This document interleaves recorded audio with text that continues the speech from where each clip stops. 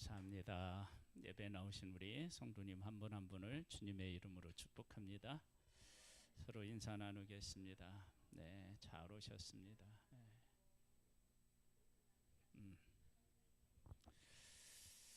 명절은 잘 지내고 계시죠? 네.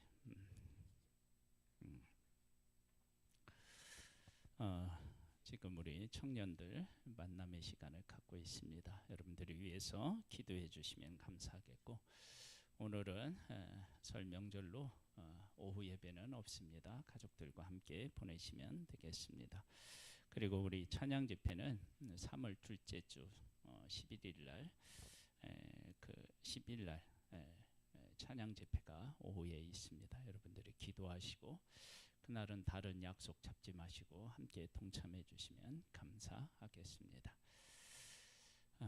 우리 김기의 우리 집사님, 여기 앞에 계신 집사님이 우리 교회 등록을 하셨는데 우리 축복하고 우리 큰 한 분 박수로 한번 환영합니다. 우리 축복하고 서로를 위해서 축복하는 시간을 갖겠습니다.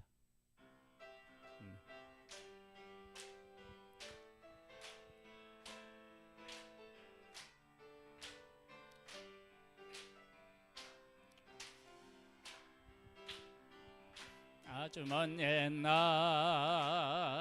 하늘에서는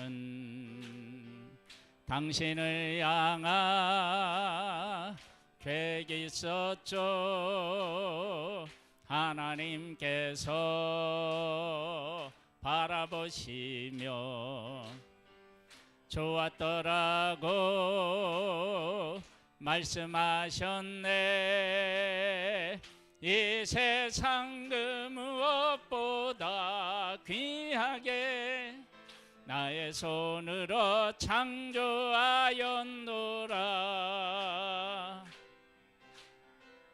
내가 너로 인하여 기뻐하노라. 내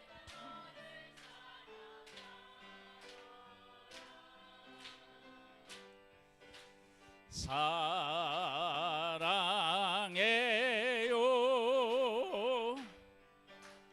축복해요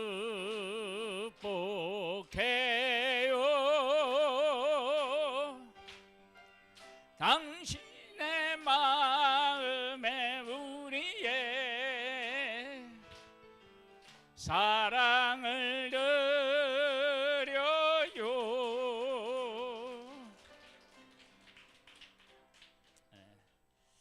환영합니다. 우리 하성이가 초등학교를 졸업하고 이제 중학생이 되었습니다. 그래서 이렇게 우리 초등학교를 졸업하고 중학교 올라가면 교회에서 성경책을 선물로 이렇게 선물하거든요. 성경책을 나와서 이제는 공화성 어린이가 아니라 공화성 군입니다. 축복합니다.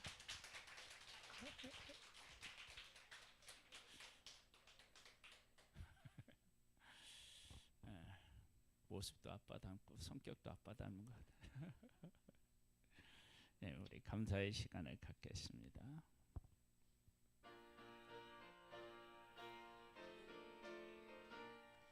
새벽부터 우리 사랑함으로써 저녁까지 시를 뿌려봅시다.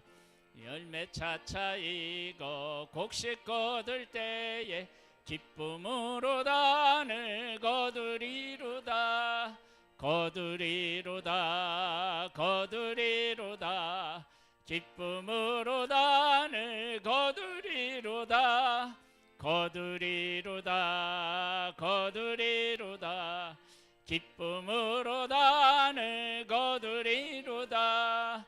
비가 오는 것과 바람 부는 것을 겁을 내지 말고 부려봅시다. 이를 맞춰놓고 곡식 거둘 때에 기쁨으로 단을 거두리로다. 거두리로다 거두리로다 기쁨으로 단을 거두리로다.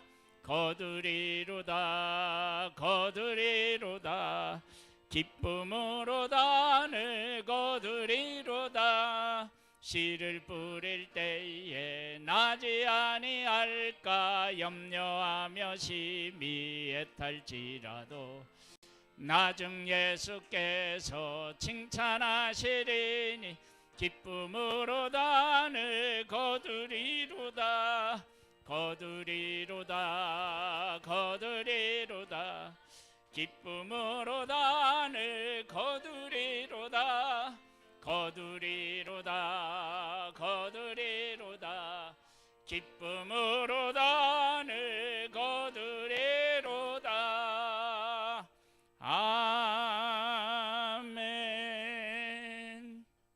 사랑하는 하나님, 이렇게 새해를 또한 우리에게 허락하여 주시고 하나님의 은혜와 사랑을 생각하고 가족들 간에 이렇게 귀한 만남과 또 사랑을 나눌 수 있게 하신 하나님 감사함을 드립니다.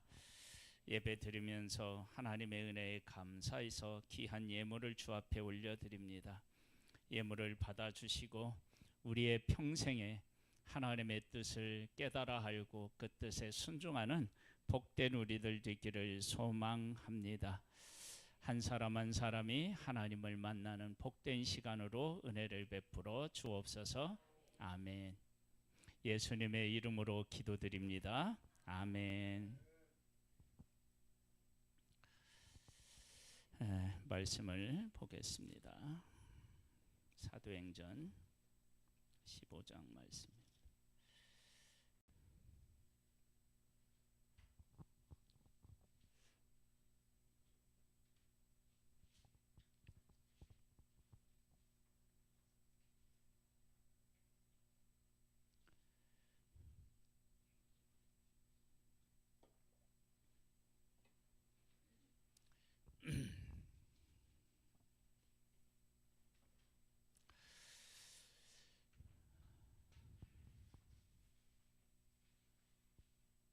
누가복음 15장입니다. 사도행전 15장입니다. 어떤 사람들이 유대로부터 내려와서 형제들을 가르치되 너희가 모세의 법대로 할례를 받지 아니하면 능히 구원을 받지 못하리라 하니 바울 및 바나바와 그들 사이에 적지 아니한 다툼과 변론이 일어난지라.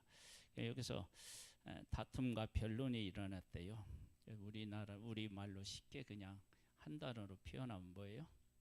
싸웠다. 교회가 교인들끼리 싸워도 되나요?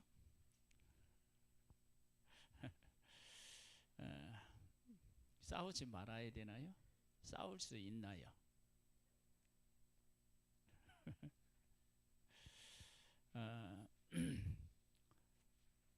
얼마든지 의견이 다를 수 있어요.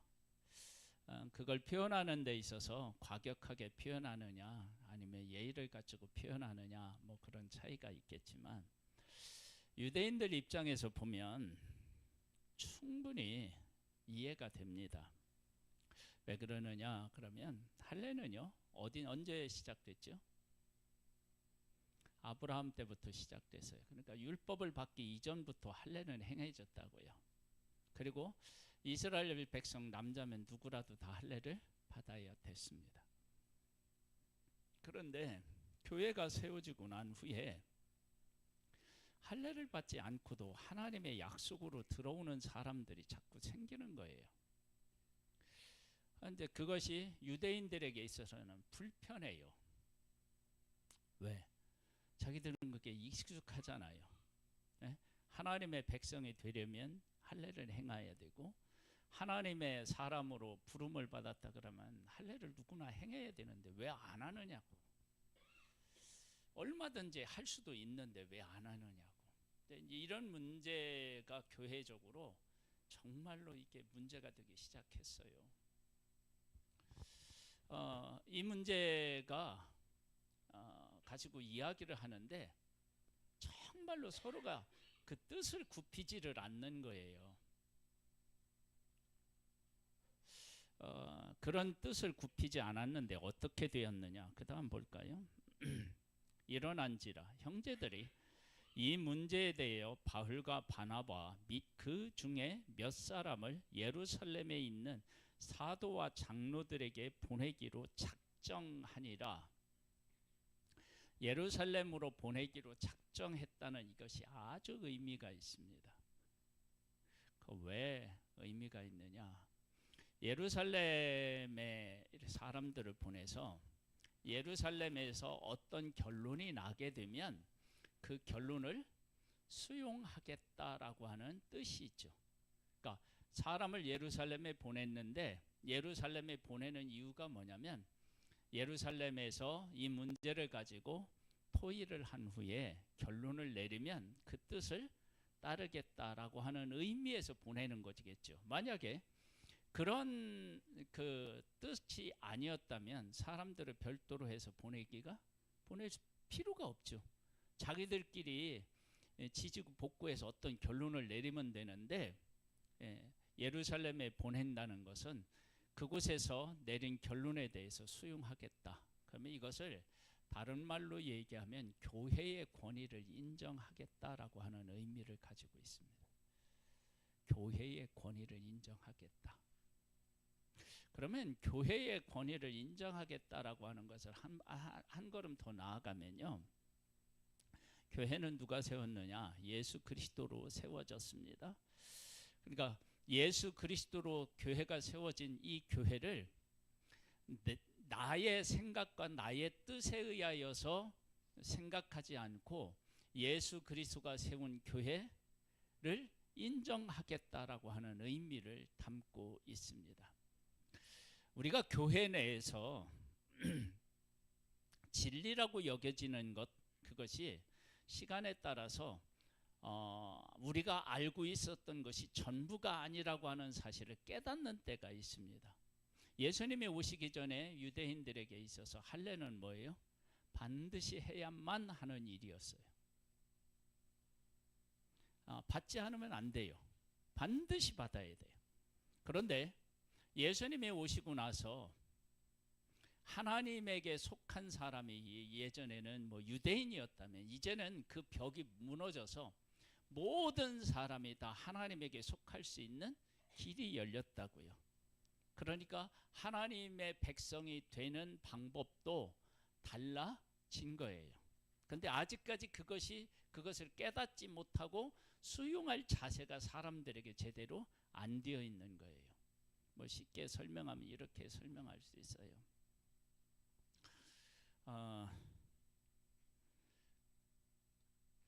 전화기는 요즘 누구나 다 가지고 다니잖아요.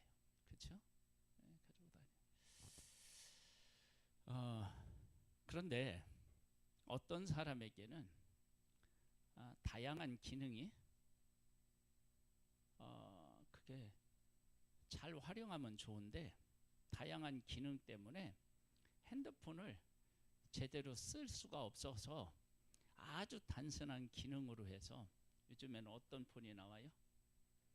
알뜰폰도 나오지만 알뜰폰하고 아니라 효도폰 이래가지고 나와서 그냥 전화 통화하는 것을 주된 목적으로 하는 그런 폰들이 나와서 그걸 쓴다고요. 그런데 지금은 이 핸드폰이 이게 컴퓨터잖아요. 그렇죠? 이거 있으면 못할 일이 없다고 할 만큼. 그런데 연세 드신 분들이 이걸 활용을 못하는 거야.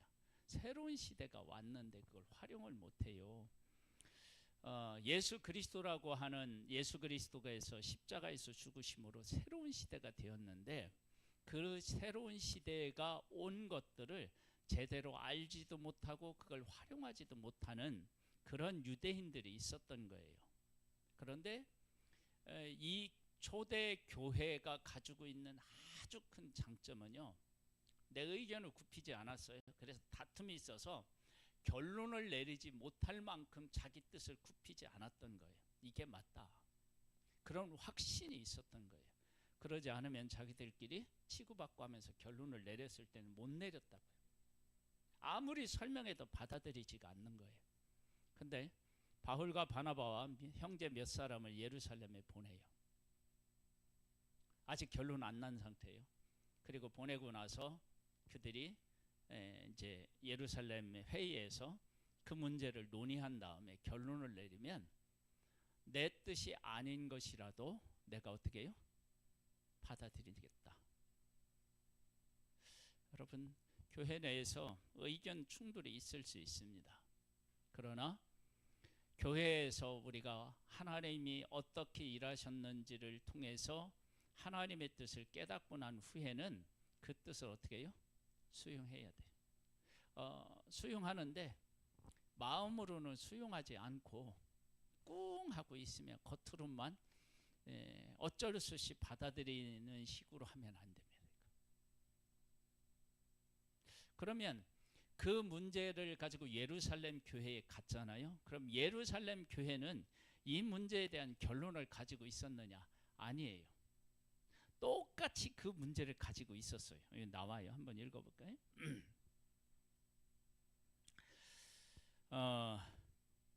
그들이 3절입니다. 그들이 교회의 전송을 받고 베니게와 사마리아로 다니며 이방인들이 주께 돌아온 일을 말하여 형제들을 다 크게 기쁘게 하더라. 이방인이 주께로 돌아온 것 때문에 교회가 기뻤대요. 분명히 기쁨이 있었는데 이방인이 돌아온 것 때문에. 근데 그 이방인들을 어떠한 형식으로 받아들이느냐 하는 문제에 있어서 의견이 갈린 거예요. 할례를 해야 된다, 안 해야 된다.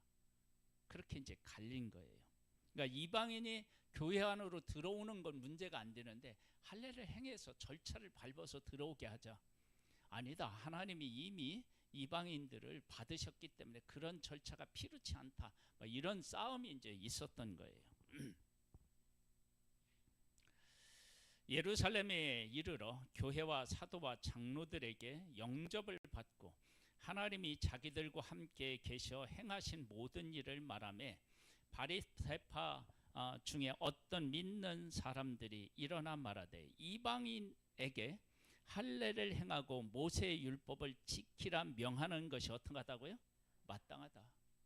그러니까 예루살렘에 사람을 보내서 그 문제의 결론을 내리고 싶었는데 예루살렘 교회도 그 문제를 여전히 안고 있었다는 거예요. 자기들하고 똑같은 문제를 안고 있었어요. 여러분, 우리가 우리의 가지고 있는 문제를 누구에게 가서 해결받으려고 이렇게 가잖아요. 그럼 그 사람은 그 문제를 완전히 해결한 상태에서 우리의 문제를 해결할 수 있는 그런 사람은 없어요. 누구나 다 내가 안고 있는 문제를 그도 어떻게 해요? 안고 있어요. 그러니까 사람에게 가서 내 문제를 해결받을 수 있는 그건 물론 함께 살아가면서 사람의 도움을 받아야 되는 건 맞지만 내 문제를 근본적으로 해결하는 것은 사람이 결코 아닙니다. 갔는데 예루살렘 교회도 똑같이 그런 문제를 안고 골머리를 앓고 있었던 거예요. 교회에 내가 나왔는데 교회에 이런 모습을 보인다. 그러면 교회에 대해서 실망을 할 수 있겠죠. 여러분, 교회는 온전한 것이 아닙니다. 온전한 교회를 내가 원하고 있다. 그러면은 나 같은 사람이 그 교회 일원이 되면 안 됩니다. 왜냐하면 내가 부족해서 온전한 교회에 가면 그 교회가 온전해지지 않아요. 그러니까 온전한 교회는 없어요. 그런데 이 문제를 초대교회가 어떻게 풀었느냐라고 하는 게 아주 중요해요. 이렇게 얘기해요. 마땅하다고 생각해서 여기도 자기의 뜻을 굽힐 생각을 안 하는 거예요. 사도와 장로들이 이 일을 의논하여 하러 모여 많은 변론이 있은 후에 변론이 하루아침에 이게 끝난 게 아니라는 거예요. 아니면 몇 날 며칠을 했는지도 몰라요. 왜냐하면 교회를 어떤 교회로 세우느냐라고 하는 것이 이때 이 사람들에게 그만큼 중요했던 거예요. 여러분, 교회가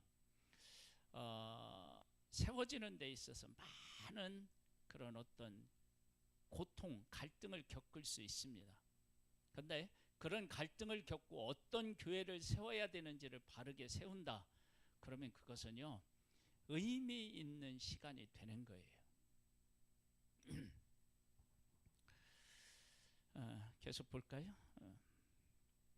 사도와 장로들이 이 일을 의논하러 모여 많은 변론이 있은 후에 베드로가 일어나 말하되, 형제들아, 너희도 알거니와 하나님이 이방인들로 내 입에서 복음의 말씀을 들어 믿게 하시려고 오래전부터 너희 가운데 나를 택하시고 또 마음을 아시는 하나님이 우리에게와 같이 그들에게도 성령을 부어 주어 증언하시고 믿음으로 그들의 마음을 깨끗하게 하사 그들이나 우리나 차별하지 아니하셨느니라.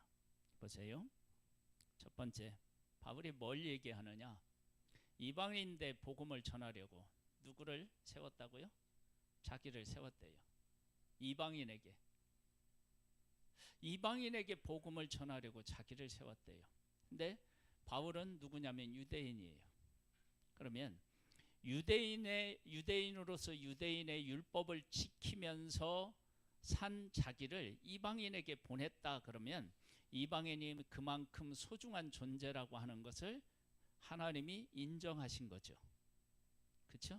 예수님이 하늘 보좌를 버리고 이 땅에 오신 것은 우리를 그만큼 중요하게 여기시기 때문이잖아요.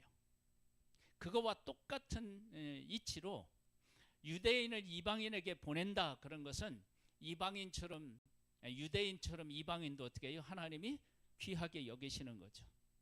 여러분, 우리가 외교 관계를 맺을 때요, 같은 위치에 있는 사람을 어떻게 해요? 가서 만나요. 만일에 우리가 다른 나라에 가는데 다른 나라를 인정한다 그러면 대통령이 가면 누구를 만나요? 대통령을 만나야 돼. 그게 맞는 거예요. 그러니까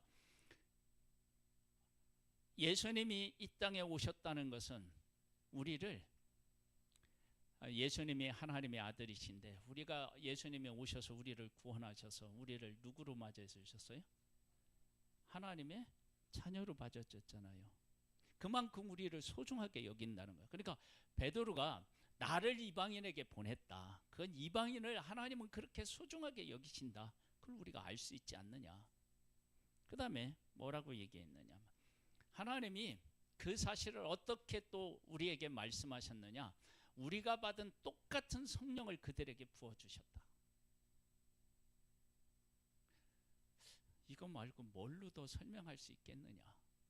자, 교회에 문제가 생겼어요. 많은 변론이 있었어요. 결론이 나지 않았어요. 예루살렘에 사람을 보냈는데 예루살렘도 다른 교회와 똑같은 문제를 안고 그리고 그렇게 힘들게 교회를 이끌어 가고 있었어요. 많은 변론이 있었는데 그 변론이 어떤 상태에서 있었느냐. 그럼 마땅하다는 거예요. 우리들이 주장하는 것, 할례를 향하고 율법을 지키는 것이 마땅하다. 우리는 그걸 굽힐 수가 없다. 그게 진리라고 생각한다. 그게 옳다라고 생각한다. 그렇게 주장한 거예요. 그럼 반대편도 마찬가지예요. 그렇게 주장했어요. 정말로 팽팽하게 맞서는 거예요. 만일에 이 문제를 해결하지 못하면 초대교회가 어떻게 해요? 큰 문제, 어려움을 만나게 되는 그런 상태에 놓이게 된 거예요. 그때 베드로가 이야기를 해요. 나를 보낸 것은 이방인들을 그만큼 소중하게 여기는 거고 하나님이 똑같이 그들에게도 우리가 받은 성령을 주셨다. 그러면서 9절에 믿음으로 그들의 마음을 어떻게 하셨다고요? 깨끗하게 하사 그들이나 우리나 어떻게 해요? 차별하지 아니하셨느니라. 이걸 깨달아 알고, 그러니까 즉 초대교회는 가장 중요하게 여기는 것이 뭐였느냐? 하나님이 어떻게 우리들 가운데 일하시느냐, 그걸 가장 중요하게 여긴 거예요. 그러니까 하나님이 중요하게 여기시는 것이 무엇인지를 묻고 거기에 대한 답을 얻고 자기들이 나아가야 할 방향을 정했다고요. 그러니까 우리가 교회 내에서 이렇게 의견 충돌이 있을 때 내 의견은 이렇고 너희 의견은 그렇고, 그럴 때 하나님께서 우리 교회를 위해서 하신 일이 어떤 일들을 하셨느냐, 하나님이 하신 일을 놓고 우리가 어디로 가야 하는지를 이렇게 결정을 내리면 문제가 안 생겨요.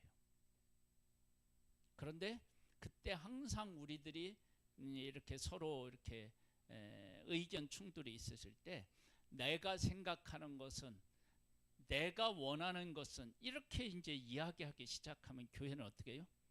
끝도 없이 싸워야 됩니다.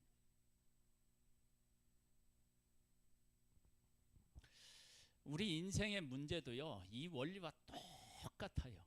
여러분, 내가 살아가는 데 있어서 어떤 일을 결정해야 되는데 이렇게도 하고 싶고 저렇게도 하고 싶은 그런, 정말 어떻게 해야 될지 잘 모르겠는 문제가 있죠. 그런 문제에 있을 때 지혜로운 결정을 내리려면 어떻게 하면 되느냐, 하나님이 지금까지 내 인생에 오셔서 어떻게 일하셨는지를 하나하나 체크해 보면 내가 가야 할 방향을 어떻게 해요? 알 수 있어요. 명절에 음식을 잘 드셔서 그런 건지, 여기저기 많이 돌아다니셔서 그러시는지, 제가 설교를 잘해서 그런지 막 입신에 들어가고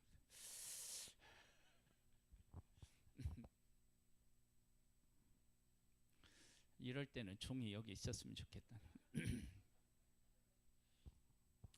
이렇게 얘기하는데도 못 알아들어요. 편히 심으셔야지 뭐, 그럼 어떻게.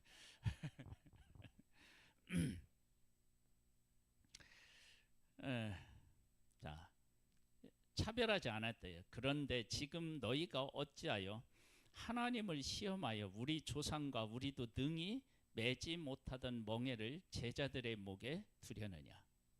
그러나 우리는 그들이 우리와 동일하게 주 예수의 은혜로 구원받은 줄을 믿노라 하니라.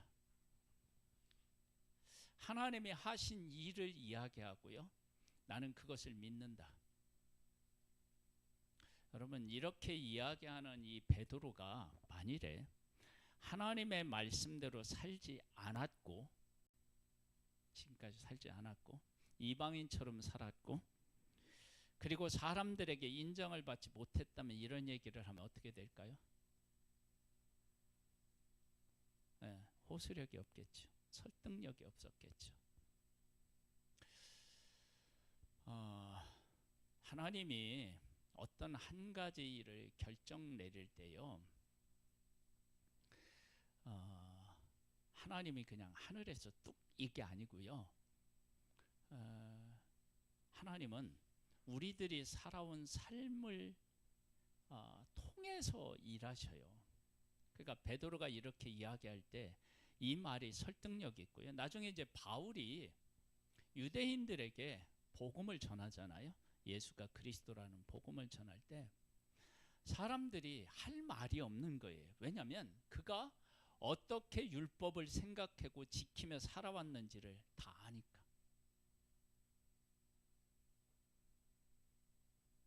그래서 교회는 반드시 삶이 동반되어야 돼요.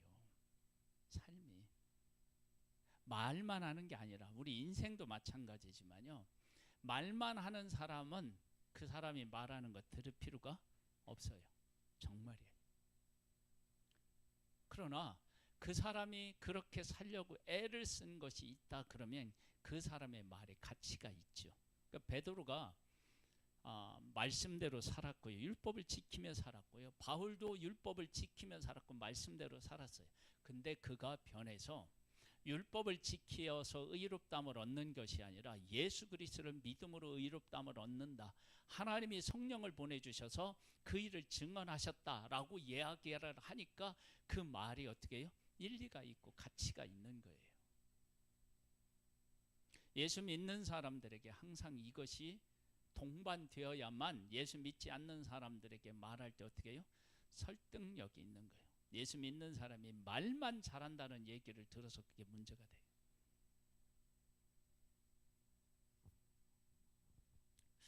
그랬더니 또 어떤 일이 있었느냐.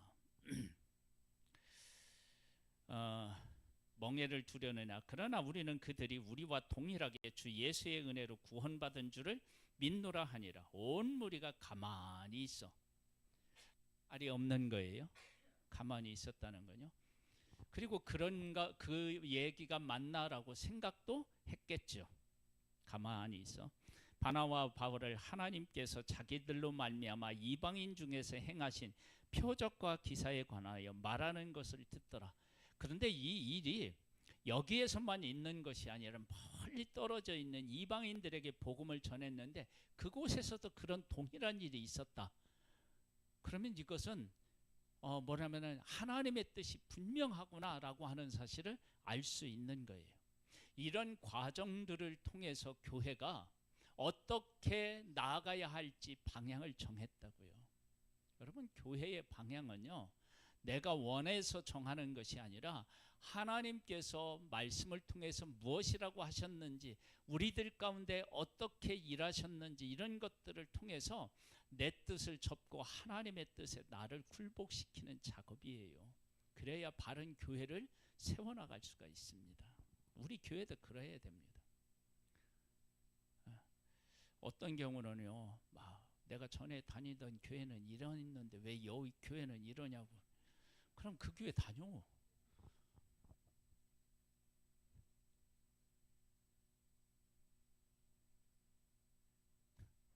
하나님은 그 교회를 그 교회 나름대로 하나님이 사명이 있어서 그 교회를 그렇게 세우는 교회가 있고요. 우리 교회는 우리 교회 나름대로 하나님이 주신 사명이 있어서 그렇게 세우는 교회이라고요. 그리고 내가 지금까지 신앙생활 했는데 하나님이 나를 통해서 일하셨는데, 그런데 지금까지는 그렇게 하실 수 있지만 내일은, 오늘은 다를 수 있습니다. 다를 수 있어요. 그러니까 하나님이 어떻게 일하셨는지를 잘 살펴봐야 됩니다. 자, 볼까요?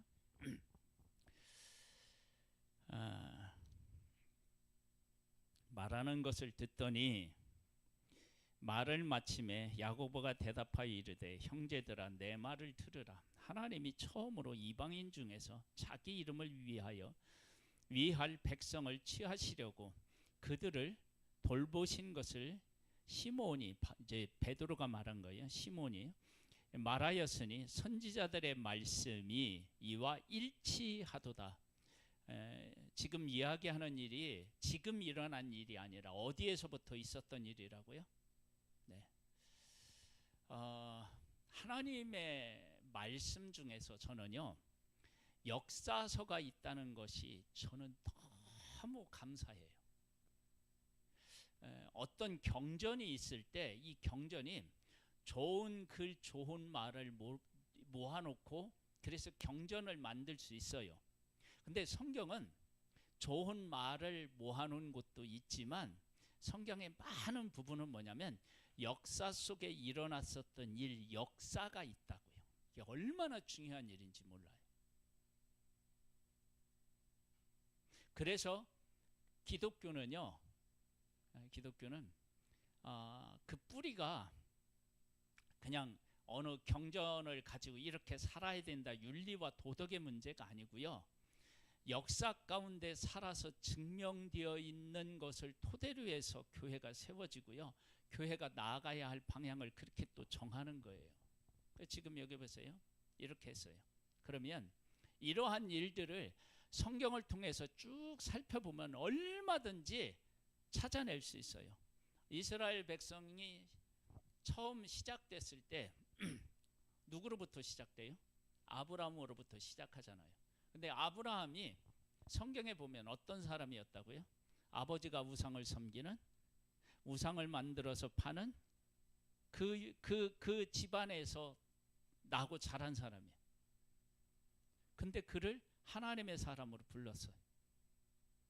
그러니까 하나님을 바르게 섬기는 사람을 부른 것이 아니라 우상을 섬기는 집안에 있는 사람을 불렀다고. 그러면 하나님의 부름이 그렇게 시작됐다면 그 부름이 어떤 의미를 가지고 있는지를 알 수 있고요. 그다음에 이스라엘이라고 하는 나라가 생길 때 야곱의 12아들이 이스라엘이 되잖아요. 12지파에서.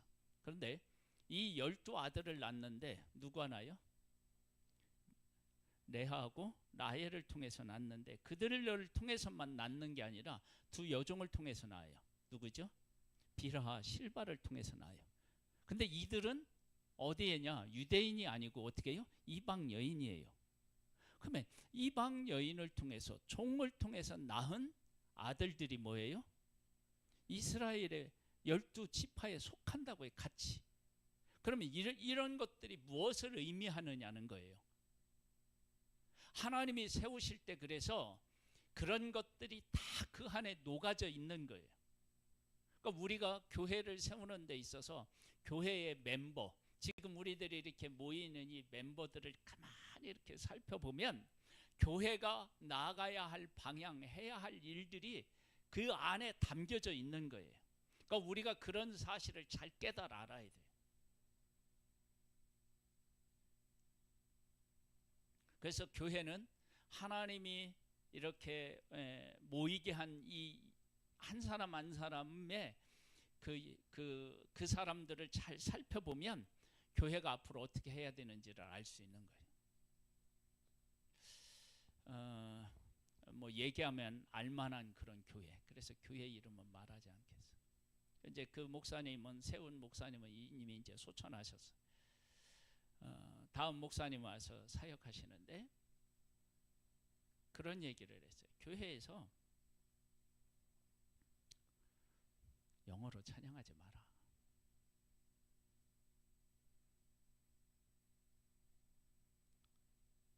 너무 영어로 찬양하지 말아요. 왜 그 얘기를 했을까요? 처음 세운 목사님이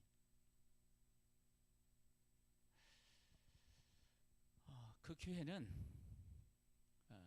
강남에 있고 공부 많이 한 사람도 와요. 근데 그 교회가 세워질 때 강남 개발이 되기 전에 그곳에 살도 있었던 사람들, 그런 사람들이 와서 같이 예배를 드리는데 그분들은 배운 게 많지 않아. 근데 예배 드리러 왔는데 자꾸 영어로 찬양하면 그 사람들이 어떻게 되냐면 예배자가 아니라 뭐가 돼요? 구경꾼이 돼요. 따라 할 수가 없잖아요. 내가 찬양을 불러야 되는데 영어로 부르는데 어떻게 찬양해? 연세 드신 분들이. 에?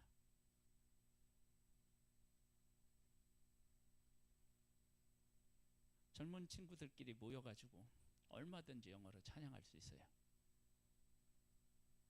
근데 성도 구성원이 그게 안 되는 구성원들이 있다 그러면 그들도 함께 예배를 드릴 수 있는 예배자로 세워야 되는 거예요.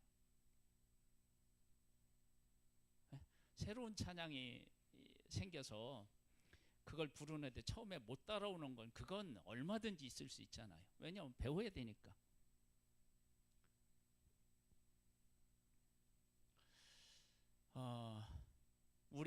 우리들이 하나님 안에서 이렇게 그 하나님의 뜻을 찾아가는 이 과정, 이게 이제 교회에서 아주 중요한 거예요. 이제 그렇게 하면서 어떤 결론이 내려졌느냐?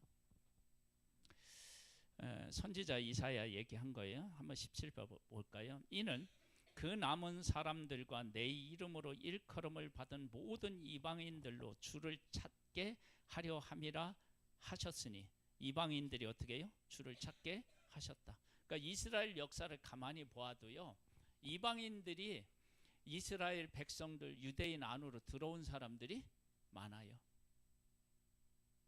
대표적인 예가 누구예요? 이방인이 들어온 대표적인 예.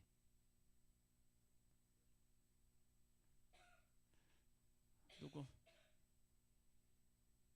기생 라합도 들어왔죠. 그 다음에 또 누구도 들어왔어요?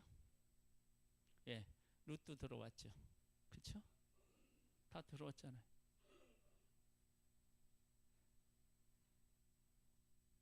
때 모세가 결혼한 사람도 누구예요? 이방인이었다고요. 근데 그런 것들이 안 보이는 거예요. 근데 하나님을 믿는 사람들, 하나님의 말씀을 이렇게 자세히 보는 사람들은 그것을 아는 거예요. 그 다음에 예수님이 계셨을 때 온 천하에 다니면서 뭐 하라고요? 만민에게 복음을 어떻게 해요? 전파하라고 하셨거든요. 그러니까 하나님께서는 이미 말씀하셨는데 내 중심으로 살아가면 그것이 안 보여요. 안 보여. 그래서 우리가 삶에서도요, 깊은 고민과 갈등을 하는 이유가 어디 있는지 알아요? 하나님이 하시는 일에는 관심이 없고 내 뜻에 내가 완전히 이렇게 묶여 있을 때 우리는 삶의 선택이 그렇게 힘들고 어렵습니다. 그런데 하나님이 내 생애 속에 와서 일하는 일들이, 하시는 일들에 대해서 관심을 갖고요, 하나님과 교제하고 교통하잖아요. 그럼 선택하는 일이 훨씬 더 쉬워집니다. 그렇게 심하게 고민할 필요가 대부분 없습니다. 정말입니다. 그래서 어떤 것을 선택해야 될지 몰라서 머리가 막 지끈지끈 아프다. 그러면 내 인생을 가만히 들여다보면요, 하나님이 내가 어느 쪽으로 가고자 하는지를 알 수 있어요. 자 보세요. 이방인을 찾게 하려 함이라고 했다. 즉 예로부터 이것을 알게 하신 주의 말씀이라. 예전부터 알게 하셨다는 거 이미. 근데 그것을 깨달았지 못한 것이 우리에게 문제가 있다. 그러므로 내 의견에는 이방인 중에서 하나님께로 돌아오는 자들을 괴롭게 하지 말고 다만 우상의 더러운 것과 음행과 목매어 죽인 것과 피를 멀리하라고 편지하는 것이 옳으니 이는 예로부터 각 성에서 모세를 전하는 자가 있어 안식일마다 회당에서 그 글을 읽음이라. 그래서 모세의 율법을 막 중요하게 생각하는 사람은 그 율법을 가르치고, 또 복음을 중요하게 생각한 사람은 막 복음을 가르치고, 그러니까 교회적으로 문제가 생겼던 거예요.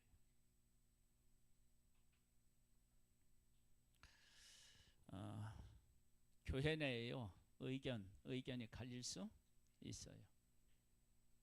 개인적으로도 내 인생에 고민이 되는 것이 있어요. 그랬을 때 교회나 개인적으로나 하나님이 지금까지 어떻게 내 인생을 이끄셨는지, 그리고 교회를 어떻게 이끄셨는지를 잘 돌아보면 가야 할 방향과 해야 할 일이 알게 되는 거예요. 그래서 이렇게 이제 결정을 내리고 교회에 보냈어요. 이렇게 결정을 내리고 이제 보냈어요. 그러면 이 문제로 갈등을 했던 교회가 이렇게 전해준 이 사도들의 이야기를 듣고 교회가 어떻게 받아들여야 됐을까요? 지금까지의 내 뜻을 어떻게 해요? 접고 예루살렘에서 결정한 것을 받아들이는 거예요. 그것이 예수 그리스도께서 교회를 세우신 것을 인정하는 것이고 교회의 권위를 인정하는 거예요. 우리에게 예수님을 믿는다, 하나님을 믿는다라고 할 때 그 믿음은 어디에서도 나타나느냐? 이런 곳에서도 나타나야 됩니다. 거기서는 그렇게 결정을 내렸지만 나는 그거 받아들일 수 없어. 그러면 이게 이제 문제가 되는 거예요. 그래서 한번 볼까요?